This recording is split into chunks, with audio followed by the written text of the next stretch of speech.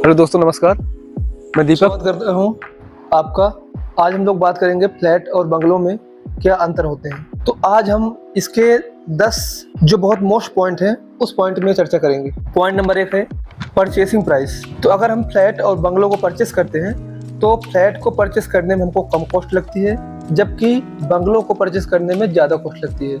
क्योंकि फ्लैट में हमको केवल फ्लैट मिलता है, जबकि बंगलों में हमको बंगलों के साथ साथ हमको ज़मीन भी मिलती है। वो ज़मीन भी हमारे नाम पर होती है, जिसका 7/12 हमारे नाम पर होता है, जबकि किसी भी फ्लैट ओनर के नाम से उसकी ज़मीन नहीं होती है। इस वजह से फ्लैट में कम कॉस्ट आता है और बंगलों में ज़्यादा कॉस्ट आता है। इसमें हम बात करें तो बेटर हमारा फ्लैट होता है, क्योंकि इसमें कम कॉस्ट लगती है। पॉइंट नंबर 2 की बात करते हैं, रीसेल प्राइस। तो फ्लैट की रीसेल प्राइस धीरे धीरे कम होती जाती है और बंगलों की परचेसिंग प्राइस भले ही ज़्यादा होती है, लेकिन रीसेल प्राइस लगातार बढ़ती जाती है। फ्लैट की रीसेल प्राइस क्यों घटती है? क्योंकि जैसे जैसे फ्लैट पुराना होता है तो उसको डेवलपर या बिल्डर दोबारा कंस्ट्रक्शन कराते हैं, तो इस वजह से फ्लैट की वैल्यू या रीसेल प्राइस धीरे धीरे कम होती जाती है। और बंगलों की परचेस रीसेल प्राइस इसलिए बढ़ती जाती है क्योंकि बंगलों में ज़मीन भी होती है और ज़मीन की धीरे धीरे कीमत बढ़ेगी, तो ओबियस सी बात है कि बंगलों की भी रीसेल वैल्यू बढ़ेगी। फिर हम बात करते हैं तीसरा पॉइंट की, जो कि हमारा है इन्वेस्टमेंट।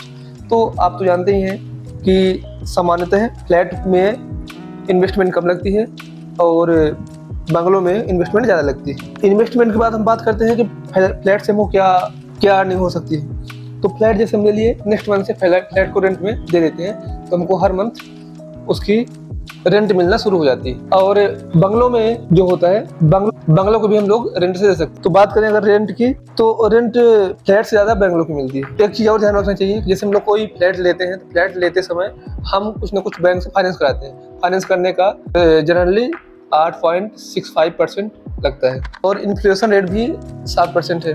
तो ये दोनों चीज़ों को कैलकुलेशन करना चाहिए। बंगलों में भी ये चीज़ होती है, बंगलों भी हम लेंगे तो लोन कराएंगे, लेकिन जो इन्फ्लेशन रेट है तो उसकी ज़मीन की कीमत भी धीरे धीरे बढ़ती जाती है। क्योंकि फ्लैट में उतनी ज़्यादा ग्रोथ नहीं होती है जितनी ज़्यादा ग्रोथ बंगलों में होती है। बंगलों में ग्रोथ इसलिए होती है क्योंकि बंगलों में ज़मीन होती है और ज़मीन की वैल्यू 3 तरह से बढ़ती है।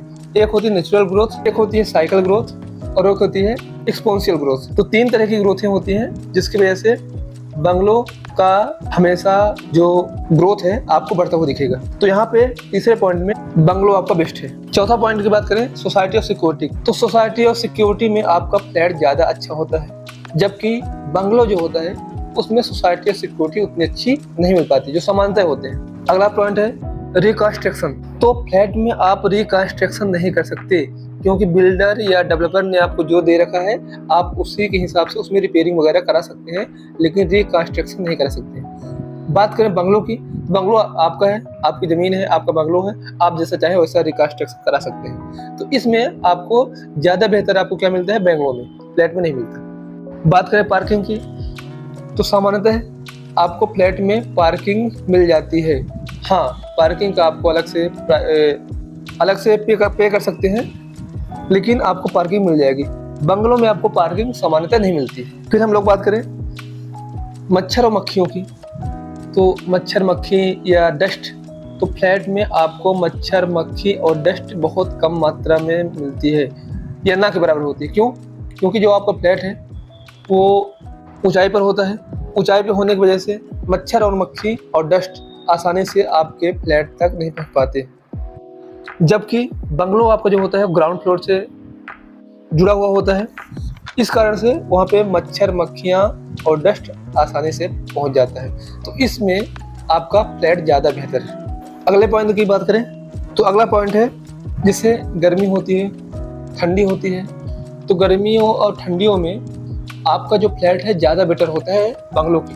क्यों? क्योंकि जो आपका फ्लैट है, फ्लैट के ऊपर और नीचे फ्लैट बने होते हैं, मतलब आपका फ्लैट बीचों बीच होता है। तो बीचों बीच होने की वजह से आपको ठंडी और गर्मी कम लगती है, जबकि बंगलो आपका ग्राउंड फ्लोर से जुड़ा हुआ होता है। छत भी आपकी है, फर्श भी आपका है, बंगलो भी आपका है। तो इस वजह से ठंडी और गर्मी आपको बंगलो में फ्लैट के पीछे ज़्यादा होती है। हालांकि सुविधा के लिए हम लोग एसी वगैरह, एसी कूलर, फैंस इसका यूज करते हैं। हाँ, ये चीज़ ठीक है। तो आपको हमने इतने पॉइंट बताया फ्लैट और बंगलों में क्या अंतर होता है। कुछ चीज़ों में आपका फ्लैट सही है और कुछ चीज़ों में आपका बंगलो सही है, लेकिन हमको इन्वेस्टमेंट करने के पहले या परचेस करने के पहले एक बार कैलकुलेशन जरूर करनी चाहिए, लॉन्ग टर्म प्लानिंग करके। उसके बाद जैसे एक बार फिर रिपीट करते हैं, परचेस प्राइस मैंने बताया था कि फ्लैट में आपको कम लगती है और बंगलों में ज़्यादा लगती है, समानतः ऐसा ही होता है। रिसेल प्राइस फ्लैट की कम होती जाती है और बंगलों की बढ़ती जाती है। इन्वेस्टमेंट के हिसाब से आपका बंगलो ज़्यादा सही होगा, बहुत ज़्यादा ग्रोथ होती है उसमें। 3 तरह की ग्रोथ होती है, सोसाइटी या सिक्योरिटी। सोसाइटी या सिक्योरिटी के हिसाब से फ्लैट आपका ज़्यादा सही होते हैं, समानतः बंगलों में ऐसा नहीं होता। लेकिन अपने पास कुछ ऑप्शन ऐसे हैं जिसमें आपको फ्लैट से बेहतर सोसाइटी और सिक्योरिटी बंगलों में मिल जाती है। फिर बात करें एमिनिटीज, सामान्यतः ज़्यादातर एमिनिटीज आपके फ्लैट्स में मिलती हैं, बंगलों में एमिनिटीज कम मिलती है। लेकिन कुछ रेयर केस में कुछ ऐसे बंगलो होते हैं जो कि टाउनशिप गेटेड सोसाइटी वाले होते हैं, तो उस कंडीशन में आपको फ्लैट से ज़्यादा सुविधा उसमें मिल जाएगी। रिकंस्ट्रक्शन फ्लैट में नहीं होता है, बंगलों में होता है, ये बिल्कुल ठीक है। पार्किंग सामान्यतः फ्लैट में मिलती है, बंगलों में नहीं मिलती है, लेकिन हम जिसकी बात कर रहे हैं उसमें आपको पार्किंग भी मिलेगी। मच्छर मक्खियाँ और डस्ट, हाँ, वो फ्लैट और बंगलों में सेम रहेगी। हम जिसकी बात कर रहे हैं उस वाले बंगलों में भी सेम रहेगी। ठंडी गर्मियों का एहसास फ्लैट में कम होता है, बंगलों में ज़्यादा होता है। हम जिस टाउनशिप के बंगलों की बात करते हैं जो कि गेटेड सोसाइटी में है, वहाँ भी यही होगा, वहाँ भी आपको फ्लैट के पीछे ज़्यादा गर्मी और ठंडी पड़ेगी या महसूस होगी।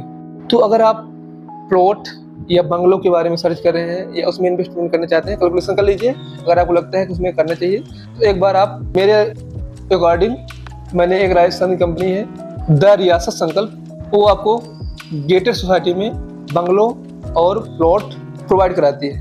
तो ज़्यादा जानकारी के लिए स्क्रीन पे मेरा नंबर चल रहा है, उस पर आप संपर्क करिए और संपर्क करने के बाद आप वहाँ पे आके देखिए।